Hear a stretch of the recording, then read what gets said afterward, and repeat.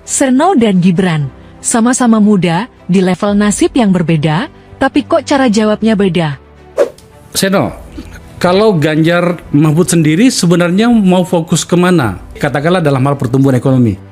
Kita bicara saat kita ingin agar ekonomi kita naik, maka harus anak-anak muda di Indonesia mendapatkan akses pendidikan yang baik. Kemudian bicara tentang perguruan tinggi, kita ingin agar setiap warga miskin, satu bagian dari keluarga itu anaknya harus sampai ke perguruan tinggi. Jadi masuk akal kalau kemudian bicara SD, SMP, SMA dibantu secara platformnya digratiskan. Ini memungkinkan pembagian anggarannya dari pemerintah pusat, kemudian daerah. Banyak daerah-daerah di Indonesia yang punya kapasitas untuk mengelola mandiri anggarannya sampai ke pendidikan SMA hingga gratis. Kita bicara saat kita ingin mengentas kemiskinan, maka pendidikan harus kemudian dimudahkan untuk semuanya. Tidak peduli dia miskin, dia tidak miskin, dia harus pintar.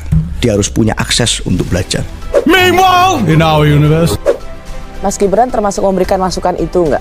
Bahwa ya mohon dengan hormat, yang senior-senior ini juga ketika menegur. Oh enggak, saya enggak. Saya hanya kalau diberi evaluasi ya saya jadi pendengar saja. Saya tidak membantah.